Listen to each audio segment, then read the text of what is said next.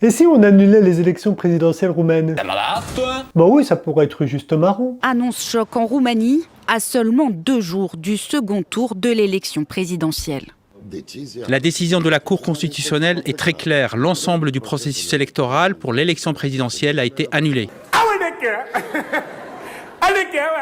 Non mais c'était une blague, moi c'était pour rire, j'étais au 10e degré, ils n'ont pas quand même osé faire ça. Bonjour la belle jeunesse, je suis Maxime Bourgeois, professeur, et je vais décrypter avec vous cette actualité. Si vous n'êtes pas au courant, il y a une crise politique actuellement en Roumanie. En 2024, les Roumains devaient voter pour leur président. La Roumanie est basée sur un système un petit peu équivalent à celle de la France. Le premier tour se fait le 24 novembre et le deuxième tour devait se faire le 8 décembre. Le premier tour a été effectif, ça veut dire que les Roumains, on peut aller voter, mais à 2 jours du deuxième tour, donc le 8 décembre, il a été dit par la Cour constitutionnelle que les élections étaient annulées. Ça veut dire quoi? Ça veut dire que l'élection du premier tour est aussi annulée et donc il faut recommencer tout de A à Z. Alors évidemment, c'est un fait inédit pour la Roumanie, c'est la première fois qu'on annule comme ça une élection et nous allons essayer de comprendre pourquoi. La Cour constitutionnelle a décidé que les élections devaient être annulées à cause d'une ingérence qui s'est passée sur un réseau social. Ce réseau social que nous utilisons tous et que j'utilise aussi, c'est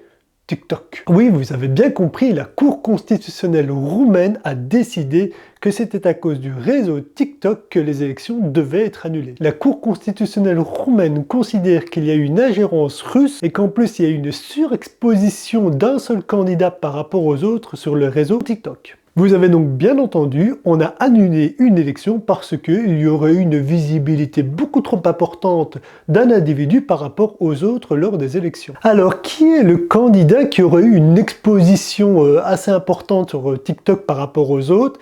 Eh bien, ce candidat se nomme Georgescu. Georgescu est donc un homme politique qui s'est présenté lors des élections présidentielles en 2024. Georgescu ne fait partie d'aucun mouvement politique, il a créé une liste indépendante et c'est sur cette liste indépendante qu'il s'est présenté. N'ayant que très peu d'apports financiers, contrairement à toutes les grosses structures politiques, il a fait sa campagne principalement sur les réseaux sociaux et sur TikTok. Son programme était le suivant, il est pour l'arrêt de la guerre avec la Russie et donc arrêter de financer l'Ukraine sur le plan intérieur dans son pays. Il est très proche des milieux agricoles sur lesquels il aimerait beaucoup qu'on les aide. Il est dans les valeurs traditionnelles familiales et il est évidemment pour l'Église orthodoxe qui est la religion principale du pays. Alors évidemment, il n'en faut pas plus pour que certains médias puissent le qualifier d'homme d'extrême droite, de conservateur, d'anti-européen et de pro-Poutine. Moi, je vous laisse faire votre avis sur la question. Je vous dis toujours, ayez un esprit critique sur ce que disent les médias, mais aussi tout type de personnalité, même sur Georgescu. Sur les réseaux sociaux, vous avez donc Georgescu qui fait d'excellents résultats en termes de vues. Il a une très grande popularité, et c'est là que la Cour constitutionnelle se pose des questions. Est-ce qu'il y a eu une ingérence par rapport à un pays étranger, puisqu'il serait... Je dis bien, il serait pro-Poutine. Y a-t-il eu donc une ingérence avec la Russie? On parle de surexposition du candidat Georgescu sur les réseaux sociaux et donc sur principalement TikTok. Alors je pose la question, qu'est-ce qu'une surexposition? À combien de vues peut-on dire qu'il y a un doute? Mais de façon indirecte, la Cour constitutionnelle explique qu'il y a dû avoir de l'argent pour pouvoir promouvoir son mouvement et Georgescu. La Cour constitutionnelle roumaine décide donc qu'il y a eu ingérence étrangère, qu'il y a eu tromperie évidemment sur les fonds économiques de la campagne, donc sur les dépenses de Georgescu, et elle décide donc d'arrêter les élections. Georgescu considère que c'est un motif grave contre la démocratie. Il n'est pas le seul, puisque une des candidates contre lesquelles il était en lutte pour la présidence, qui elle est centriste et pro-européenne, considère aussi que la Cour constitutionnelle va à l'encontre de la démocratie. Aujourd'hui, l'État roumain a piétiné la démocratie. Dieu, le peuple roumain, la vérité et la loi prévaudront et trouveront les coupables de la destruction de notre démocratie. De plus, Georgescu sera mis en examen et il ne pourra plus se représenter aux élections. Et pour combien de temps, en fait? Ah ben, c'est définitif, c'est valable à partir de maintenant jusqu'au décès, comme on dit.